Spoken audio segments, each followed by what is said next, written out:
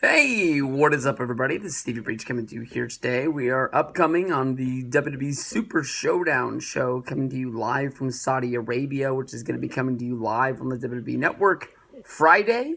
This is going to be one of those, kind of weird shows that you can sort of gets thrown in on the WWE Network, with that $10 a month that we all pay. That pretty much when you break it down, I mean, in this last week, we had and NXT have one of their takeover shows. You're going to get Super Showdown coming up this week. Just very recently, we had the Money in the Bank show. Definitely, you can really take a look at that 1 month chunk of WWE and really think that $10 is mostly a steal. When I grew up, paying $30 a month to watch WWE pay-per-views during the Attitude Era, pay-per-views were as high as $40 a month, before the WWE Network came around. I talked about this when I talked about the Double or Nothing show last week. I really couldn't remember the last time I found an illegal stream because WWE Network is so easily available on the WWE Network. I can watch it right there on my TV. Basically, the $10 taken out of my month, out of my account every month. I feel like I'm getting my money's worth. And even though this isn't really a show that I think is must-see television for me, honestly, if I'm sitting on my couch Friday afternoon and I'm not out doing something, I'm more than likely going to turn it on the WWE Network and watch this show because on paper, this looks like a really good show. The only thing that's going negative against it is this is the third show we've seen from WWE going over to Saudi Arabia. They made a big deal out of the world's greatest Royal Rumble. They made a big deal out of the Crown Jewel show. And honestly, both of those shows were like average house shows that were just ran in a major arena that had a full, a full crowd. But the one match that comes to my mind was the John Cena versus Triple H match.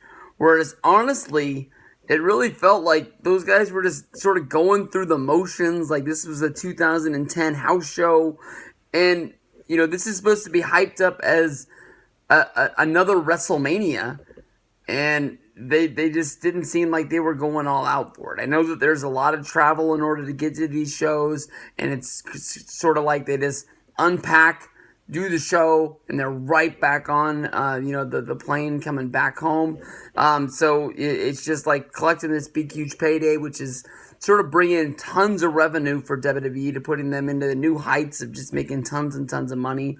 The stock price is just going through the roof with this show, as well as, the new television deals coming up with Fox and the USA Network for Monday Night Raw. But when you look at this show, on paper, I don't see how this show doesn't deliver. You've got a main event of Undertaker versus the Goldberg, but Undertaker didn't have a match at this year's WrestleMania. Goldberg, we haven't seen him have a match in over a year since his WrestleMania match when he lost the WWE Championship. Both of these guys coming back for the huge payday. What are they really going to bring to the table? Triple H versus Randy Orton. This was a heated rivalry through the Evolution days, having matches until when was the last? I would guess probably somewhere in 2013, off the top of my head. But when you think of rivalries, Triple H versus Orton's one of the ones that just seems like the match just kept going on and on and on, almost like Cena versus Orton. Rollins versus Corbin is just whatever, but that all could change with WWE's Monday Night Raw. Brock Lesnar has promised to cash in his Money in the Bank briefcase. Will it be on Seth? Will it be on Kofi?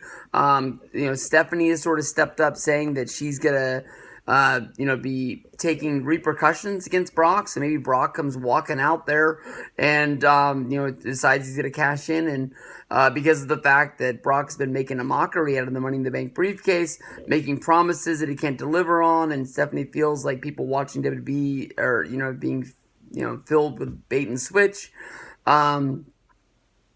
she's going to probably take actions. And everybody thought that Brock was going to be on this Saudi Arabia show, and he's not even on it, unless he's going to be another surprise, a lot like the Money in the Bank show, where he does cash in on this one. I would be really surprised. But Rollins versus Corbin is the match. Got a WWE Championship match of Kofi going up against Dolph Ziggler. Ziggler hasn't really been on the main roster. The last time we saw him was at the Royal Rumble. The last time we saw him before that, he kind of walked out on WWE. And Ziggler's done it all. I mean, he's put his career on the line. He's walked out after winning the United States Championship. And I guess this does fall in line, because the reason why he came back was for a WWE Championship shot. Maybe he saw a guy a lot like him that was in the mid-card finally get that main event spot by winning the championship. It's something that sort of eluded him for a long time. He did have that run where he cashed in after WrestleMania 29, but because of concussions, he was forced to be stripped of that championship a month later, and then I don't think he's ever got it back since or been even close. So we'll see. Intercontinental Championship match. We've got Finn Balor going up against Andrade Cien Almas. Roman going up against Shane, which is sort of a big match going back to Survivor Series a few years ago. Of course, everybody remembers Shane McMahon coming off the top rope but being speared by Roman. Of course, Shane got knocked loopy, and that was his elimination because of the fact that he could not go on. Strowman versus Lashley, to me, is just sort of another match. And the Lucha Party versus Lars Sullivan is just sort of match filler as well. So we'll see what goes down with this one. But I'm hoping for a big show. I'm hoping that's going to be a good one. We'll just have to see how Undertaker versus Goldberg delivers.